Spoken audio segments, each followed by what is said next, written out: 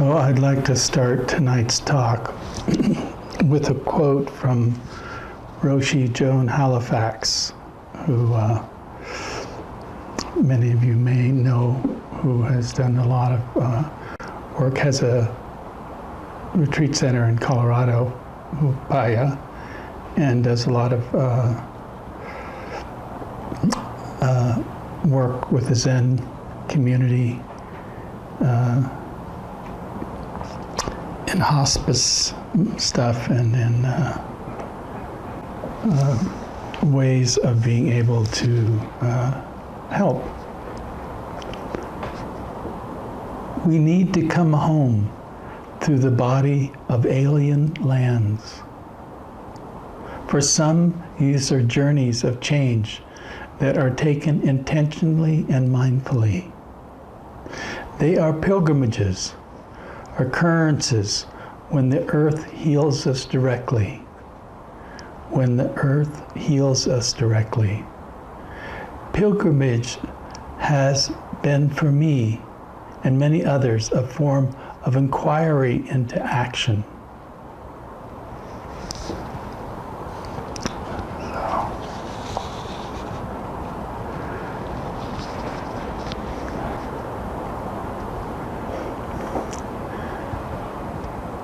So I like the line of the Buddha when he said, within this fathom-long body are found all the teachings, suffering, the cause of suffering, and the end of suffering. Again, within this fathom-long body is found all of the teachings. Is found suffering, the cause of suffering, and the end of suffering. So this really points directly to these teachings of embodiment. And even though we live in a disembodied culture, these teachings are principally and formally about awareness through the body.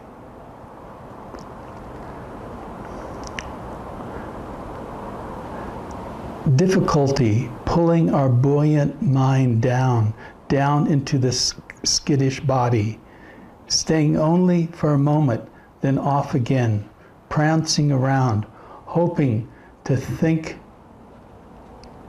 myself out of all these discomforts, yet remembering this sacred and enchanted place, asking only to surrender to the body, steeped in its own natural liveliness, body inhabiting body.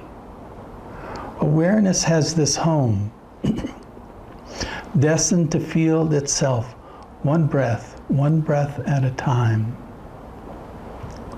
making nothing out of all of this, resting in its totality, body in body. So,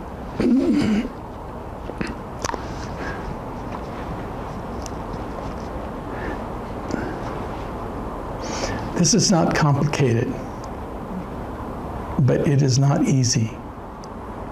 And I know for me, the first years of my training in Asia,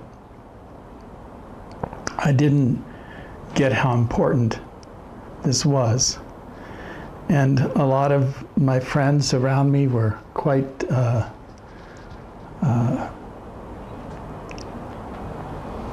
proficient in their abilities to kind of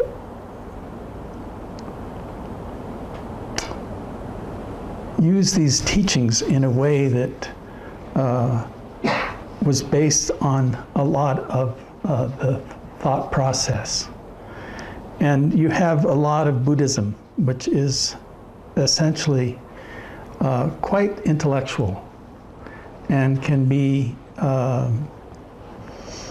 informative, but not necessarily liberating. And there's a difference between informing and liberating. And this is a very simple means of going directly towards liberation. One of my questionable teachers, the Venerable Chogyam Trungpa Rinpoche, who I spent some good time with. And this is a quote from him from The Myth of Freedom. When you sit, actually sit, even your floating thoughts begin to sit on their own bottoms. There are no particular problems. You have a sense of solidness, groundedness, and at the same time a sense of begin. Without this particular foundation of mindfulness, the rest of your meditation practice could be very airy-fairy, vacillating back and forth, trying this and trying that. You could be constantly tiptoeing on the surface of the universe, not actually getting a foothold anywhere. You could become an eternal hitchhiker. In the mindfulness of the body, there's a sense of finding some sense of home, some sense of ground.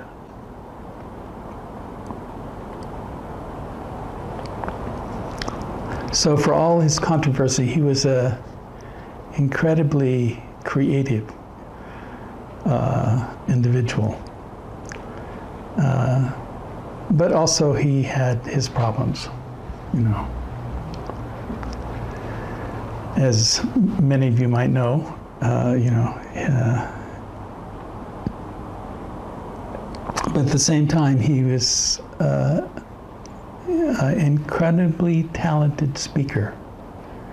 And almost, it'd be like, I went to so many lectures of his over the years, and sometimes he'd be too drunk to make any sense, and other times he would be just remarkably clear. He was kind of a mysterious person like that. But in the tradition, and certainly I was thinking, I started out learning in the Hindu tradition in Paris, and then I came to the Haight-Ashbury and started a whole nother journey, which eventually Suzuki Roshi, so Zen, and then I even hung out with the Hare Krishnas. You know, it was also there at 66, 67, the culture was going through some radical changes. And there was the great seeking going on, you know.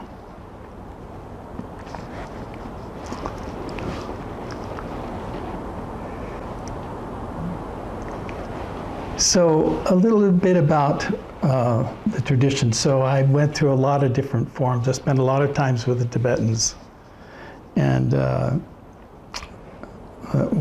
somewhat with the Zen community.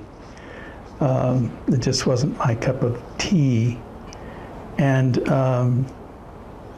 then I came to the simple teachings, and the thing was, I heard all this stuff, but I didn't really understand it, and so I had to go back to the very foundation of the teachings, which was through the Theravadan tradition, where they took directly the teachings that the Buddha taught and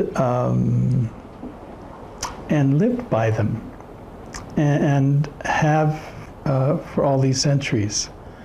And so I certainly enjoyed a lot of the non-dual teachings on emptiness and transcendence and awakening of being through the Tibetans. But when it came to here and now. How was I going to manage, especially in the Western culture? And it's where I came to these teachings of Vipassana.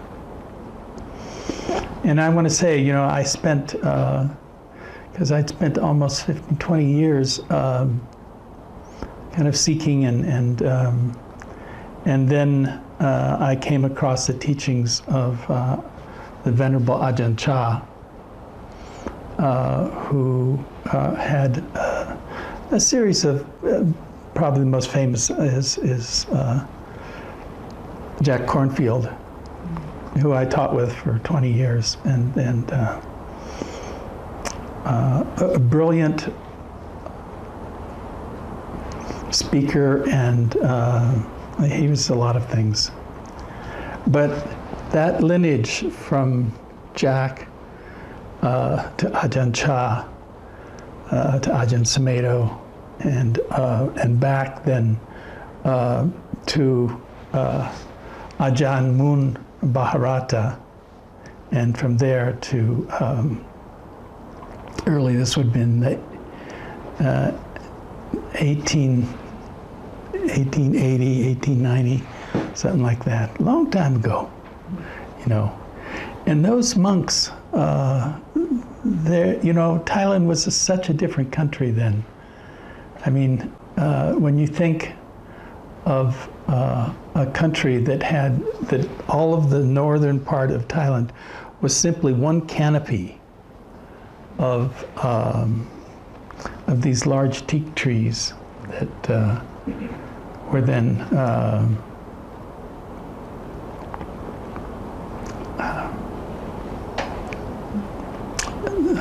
really deforestation happened, you know.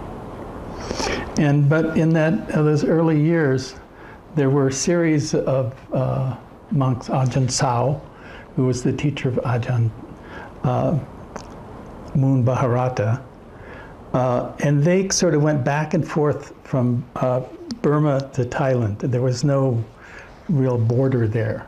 So, principally in those years, the transportation was based on one thing. There was a train directly down through Thailand, and one in Burma that the Brits had put together.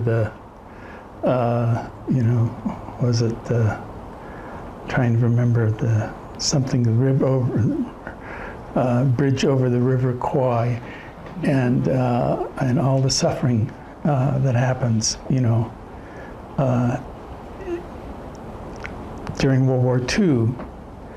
But this is prior to that, and this is when these monks would simply, they were called Dutanga. That means they kept 13 austerities. They spent most of their time, they had a big kind of umbrella with a mosquito net that came down over it.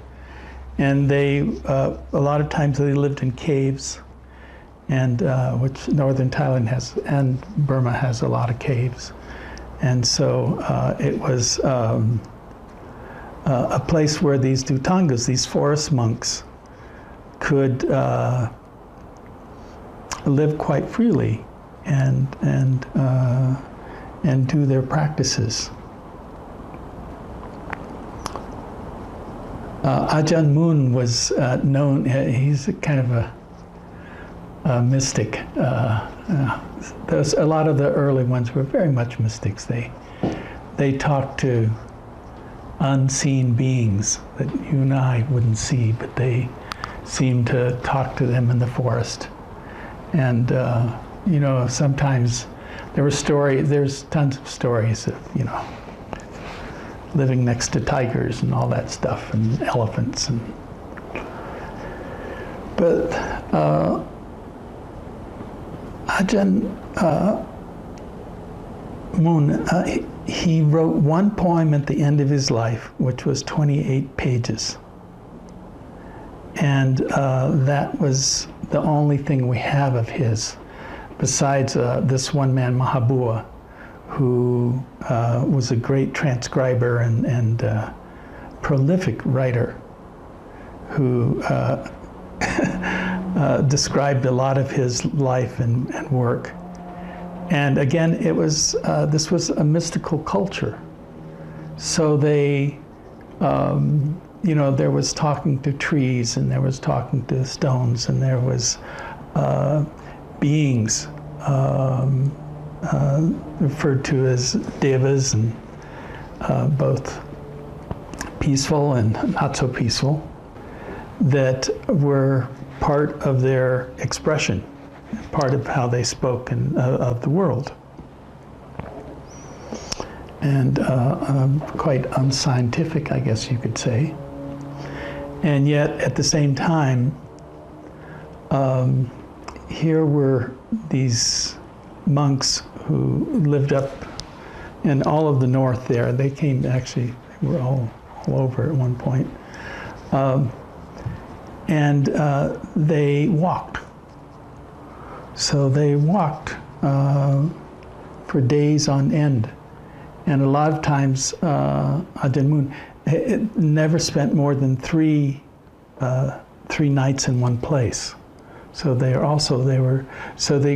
couldn't get familiar with a place, because their practice, then they would, like all of us, find habit and do it. And anyway, this is a quote that I think's probably my favorite of all quotes. And if you've ever heard any talks on the body, this one probably came up. In your investigation of the world, never allow the mind to desert the body. Never let the mind desert the body. Examine its nature. See the elements that comprise it. See the impermanence, the suffering, the selflessness of the body while sitting, standing, walking, or lying down. When its true nature is seen fully and lucidly by the heart, the wonders of the world will become clear. In this way, the purity of the mind, and you can kind of go mind-heart, can shine forth timeless and delivered. So it's essentially saying this is, by a human being using their awareness as a means, can shine forth timeless and delivered. So you have the means, but it's a lot of work, because as you know, your habits are quite strong. Your fears are even stronger than your habits. And you have the body to actually, it has the power to mitigate, I can't say get rid of, but to mitigate sometimes the excitement or the fear or the sexuality or the whatever that's drawing you away from just here, from being here.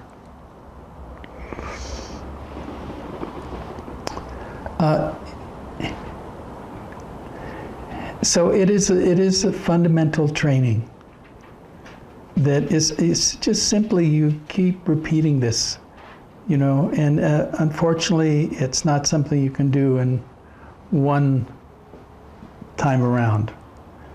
You have to do this over and over, and many of you have done a lot of this over the years. And you get a flavor, a little taste of freedom in there when you're no longer caught by the content and see somewhat into the process that's happening. And there is, you can call it a little enlightenment moment that happens. And we also have a simpler word for it, which is insight. You have some insight into how you operate, you know. And it's fundamental. These insights, you know, they're so simple. They're built around, one of the things is that your eyes, your ears, your hearing, everything, it freezes everything. It makes it into something, when in reality, it's not something. This goes over towards the emptiness side of things, but that's all right. The point is, you need to have this embodiment to be able to see the function. And the function can then see the process. The process then can give you a moment of liberation. There are many levels to insight.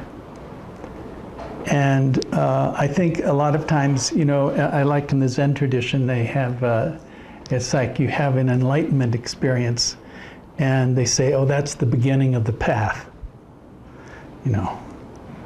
And that's a nice idea, you know. But at the same time,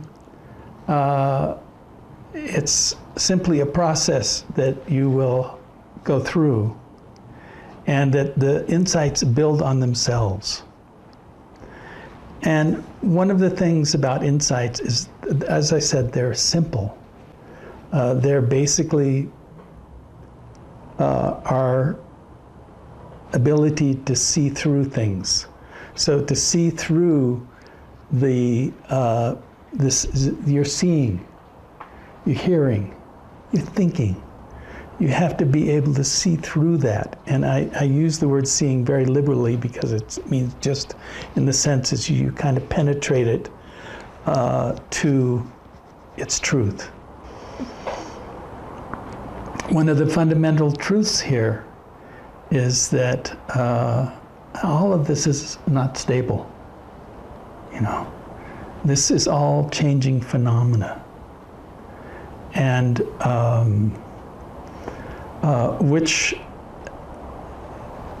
in the suttas and the Buddha's words, to actually see it for yourself, the impermanence, and there's many levels to this, is that it actually gives you some sense of freedom or liberation.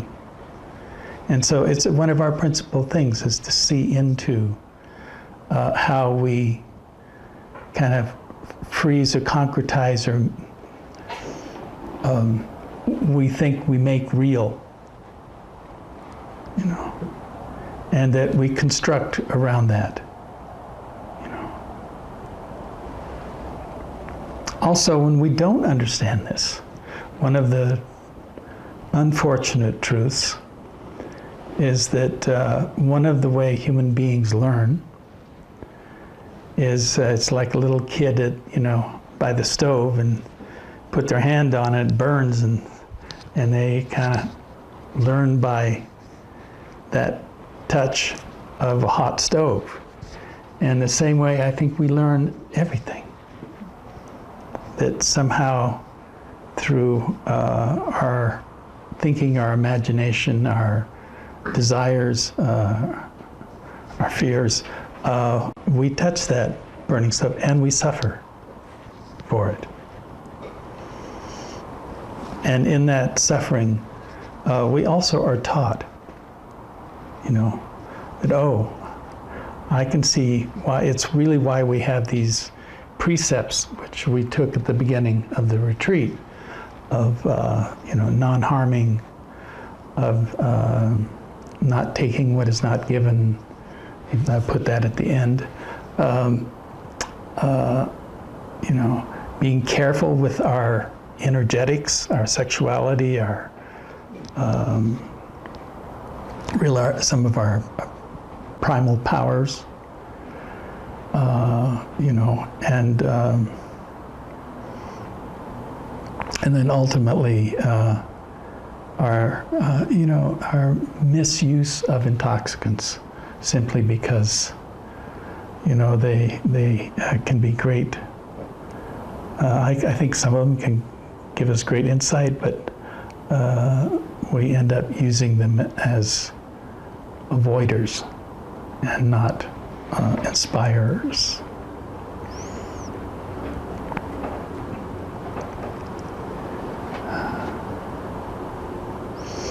So the principal insights are seeing into the ephemeral nature of all things, everything, and which, by the way, is to me the primary liberator. Is if you can see into the impermanence of things, there's a tremendous amount of freedom there. The same way that if you see the consequences of suffering, that you understand the principles of non-harming, of these precepts, and of our ability then to, I think, help other in whatever way it may come about. But we then have seen the consequences of suffering, and that we also, through our own practice, realize that all beings that are born and they suffer, and that because of ignorance, that they keep repeating the same mistakes over and over, thinking they would get different results. But it always comes back to the same thing unless it is truly understood or have insight into. And the third piece here is a little more complex because it has to do with a word I used the other night, selfing. You know, an insight into how we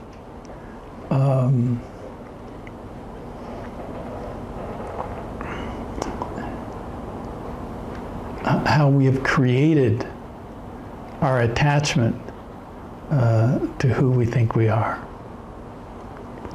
And that can be positive or negative. You know, I'm the greatest. No, I'm the worst. You know, so there's more to it than just, you know, in Buddhist tradition we talk about no self. And, you know, it would be nice, but unfortunately we have to go through the greater understanding of what really a true self is, you know. And to understand it, first of all, we have to see that the world that we experience is always in this duality, you know. You know, there's us and them, or me and her, or me and him. You know, it's this very complex process of attachment that we have created to solidify or concretize who we are, you know. And the practice is here to loosen up. It's just like it's to give us some ability to not to, you know, see things as solid and permanent, but to see the flux and flow of life and things and people, and ultimately the self.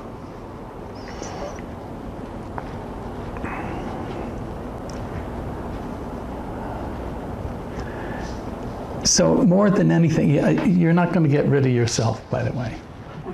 That's not going to happen here. But we can thin the self out. And that's really what this practice does. It begins to help us kind of see so we're not as attached through the impermanence. We understand the rules of suffering because we've suffered.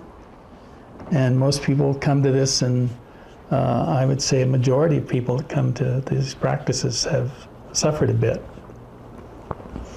And so they have the basic ground to see into how they've created this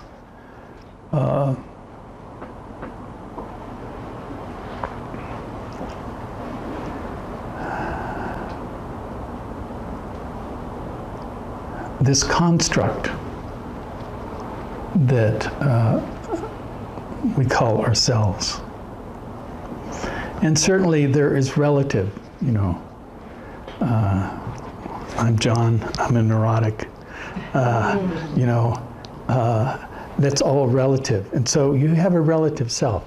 And I completely understand that that's one of the principles here, is that we need to have really a good understanding psychologically of and emotionally of a self. But then we also have this practice, which is kind of loosening the pinnings, the understructure of who we think we are. And that underpinning, as it begins to loosen, also gives space. And that space is suddenly an awareness. And here I can use the word empty of any inherent self. So at some point it loosens up enough so that this construct that we cling to so dearly doesn't have the same foundation. And as that foundation begins to, in a sense, expand, you could say, then one of the primary things is this: it diminishes suffering. So we're not going to get caught in suffering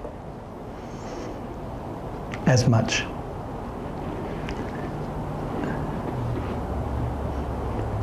And we're not going to buy into, and this is the thing about the planning mind, that, if I do this, it's going to happen that way. Instead, we have now stepped into a world where we have loosened the foundation, and this really mystery of not knowing, begins to be acceptable to even when we contract. Oh, I'm contracting, I see fear. Oh, you know what?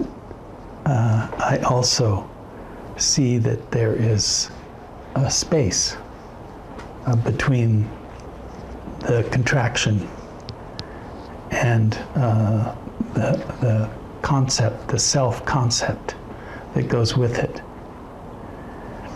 And so slowly we begin to diminish the suffering. We begin to see through, this is the insight into our fundamental nature, and that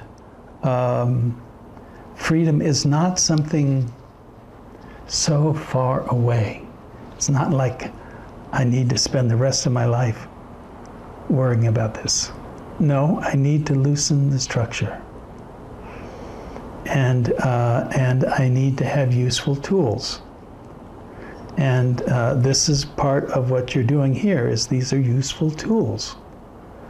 Then give you some insight into the concretizing of the structure of who I think I am.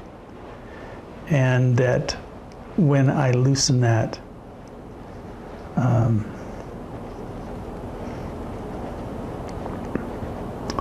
then I can actually walk in a world that's free. And I don't minimize my experience, and I don't aggrandize my experience. So you could say, oh, you're much more realistic at that point. And sometimes it's pleasant. And actually, I'll say, with this practice, more times than not, it's pleasant. It's a nice thing, but it's not the wherewithal, because how do you know things happen? Where does these changes come from? You know, do you have any idea? You know, probably not. You know, but they are due to causes and conditions, and that everything. There is this wheel of dependent origination that really says that there is causation. In causation, one of the beauties of this is that to be free somewhat of the self is to actually change or augment causation. You know, so you have the power to change your karma. You know, it is not a fixed thing. It is a mutable thing that through insight and understanding that we can find maybe a new way of being, and that there is a balance and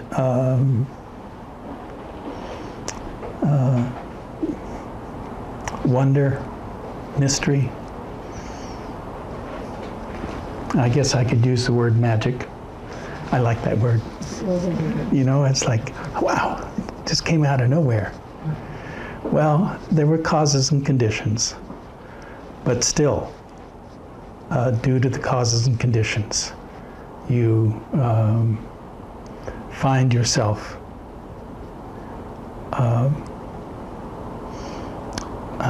actually choosing freedom over making up another story of why there's that feeling, you know.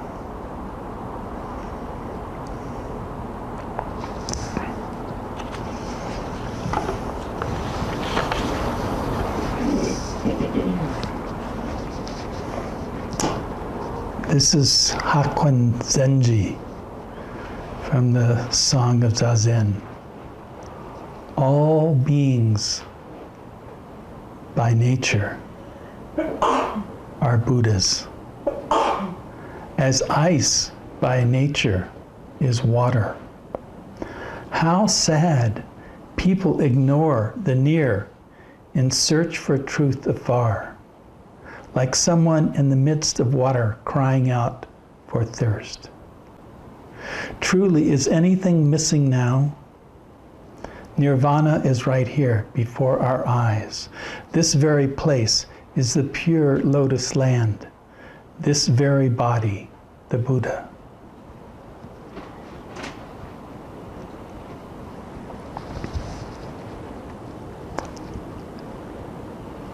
So we'll just sit for a moment and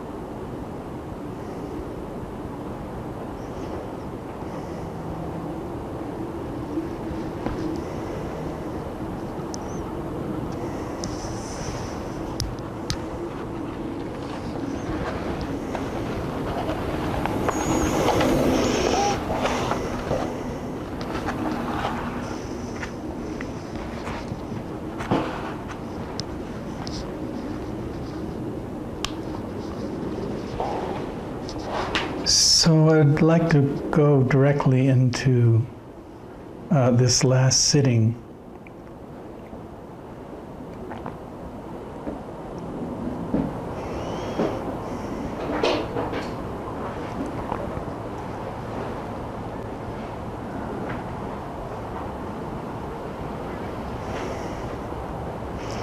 If you feel you need to stand up or stretch, that's fine.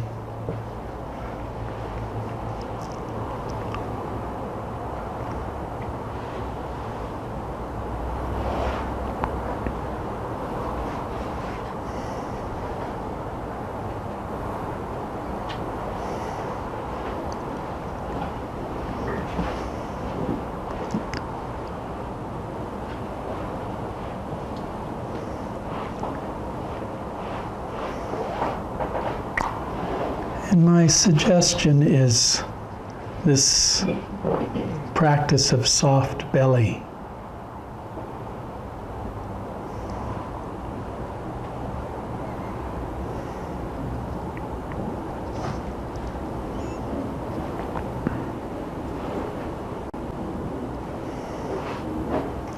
So I always think it's helpful to stay away from your head, where there's so many of the senses and that proverbial thinking.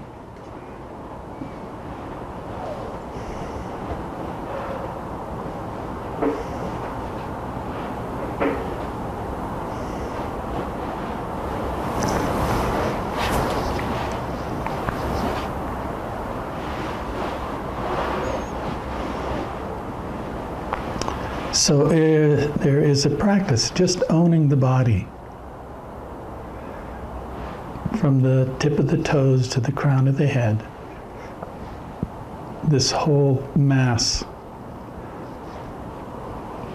of life.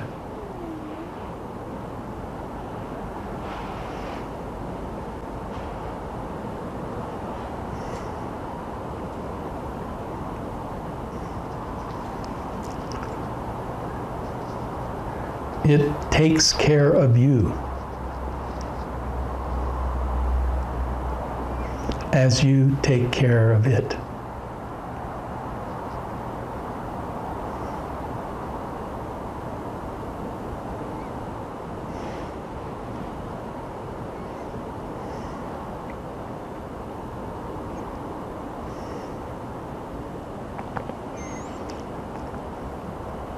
If you can stay out of your head and just stay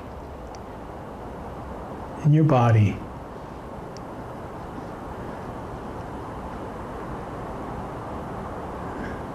just to note the rising and falling.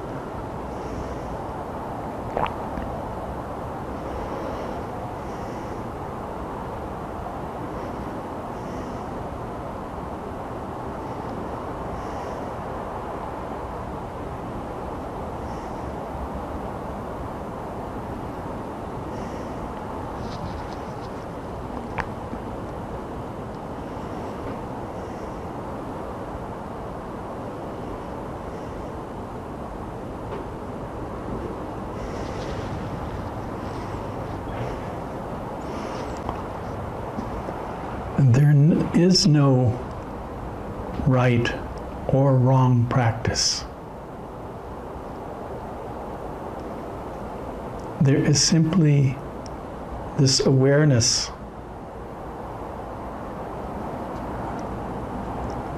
that incorporates the body, but also incorporates the outside. No inside, no outside, just the awareness.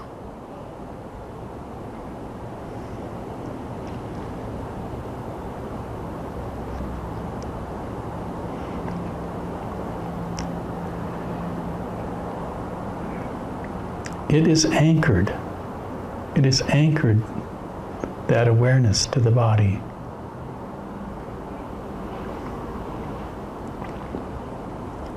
And we can disembody. We can outthink it.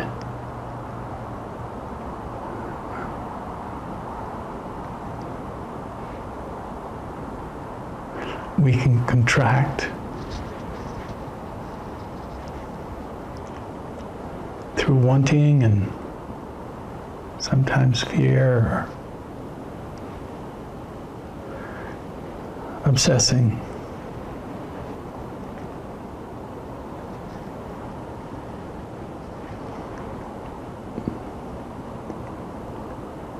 But ultimately, resting in the equanimity of being, this body and mind and heart.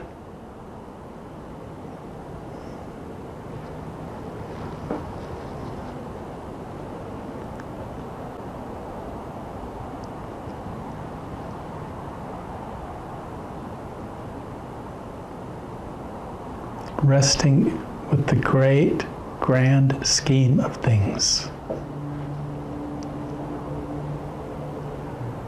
That simple refrain, don't know.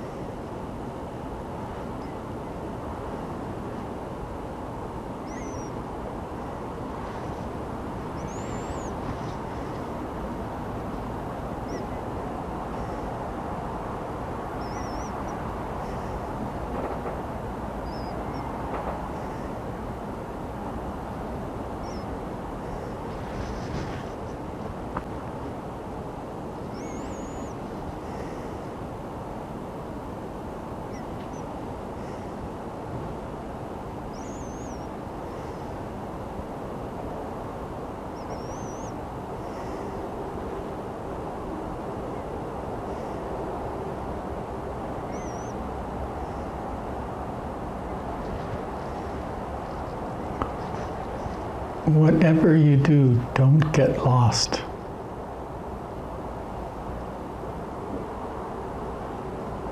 There is enough to just be here without knowing from one moment to the next.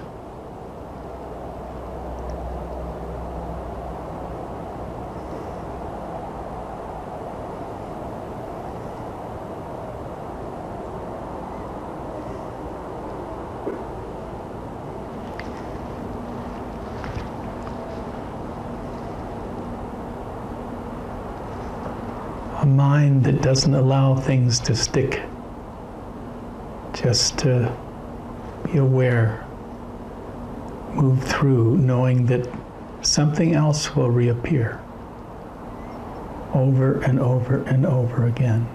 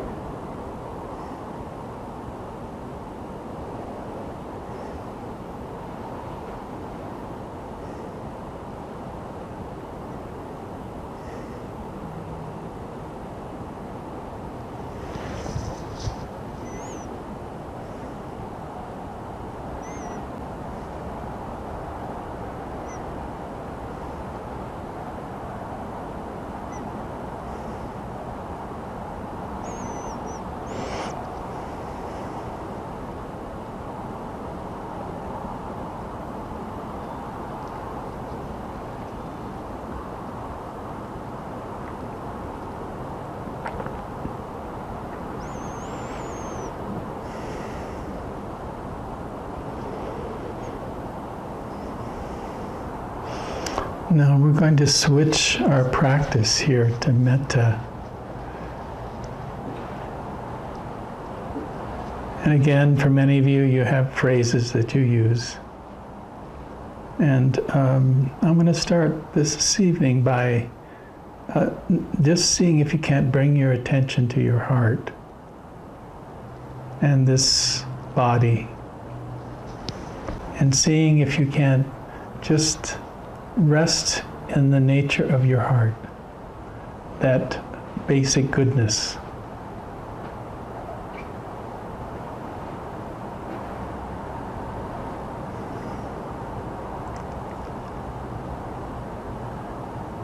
If you get lost too easily, you can go back to simply the 4 phrases of, may I be happy, may I be peaceful,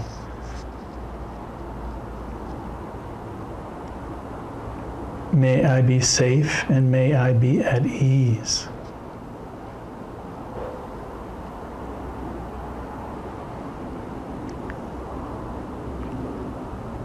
Or whatever you may have trained yourself with.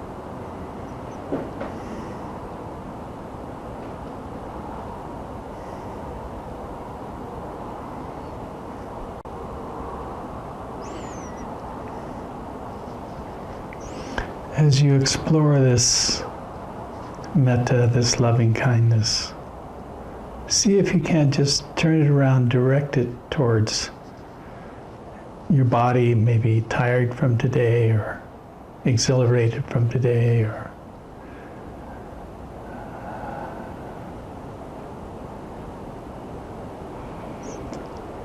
so the heart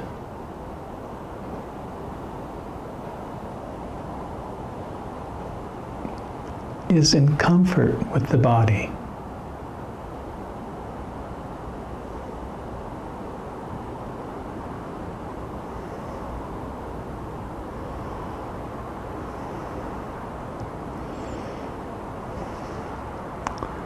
The heart becomes the background.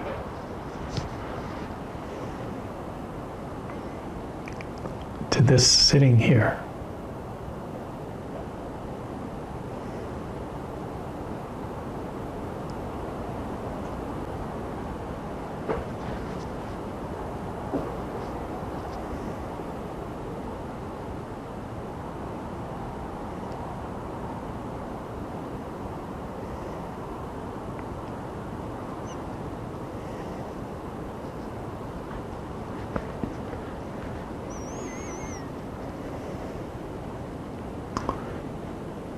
May I be free from suffering.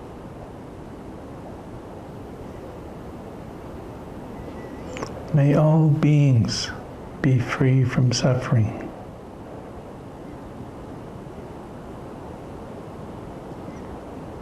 May all beings awaken to the wonder of their life, their body, their breath.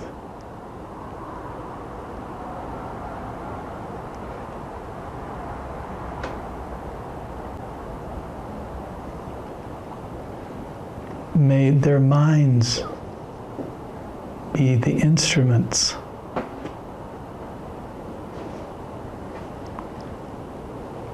of peace and kindness and mercy.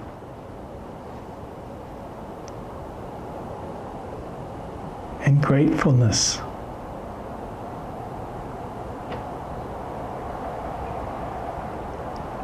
So that we can live in peace.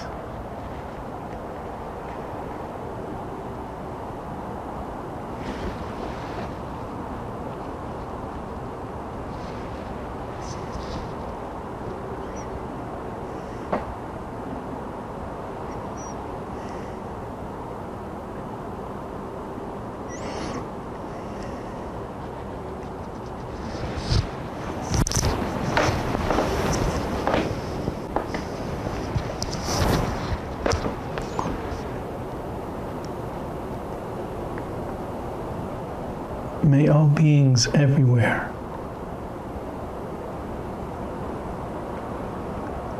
be at peace, find solace,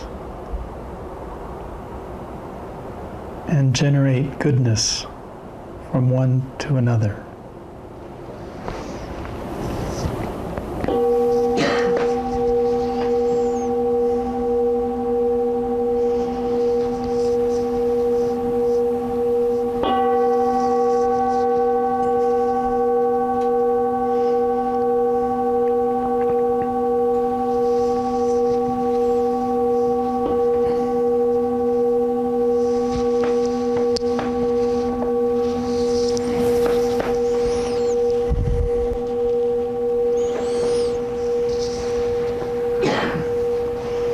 May you sleep with the angels. May they come and bless you.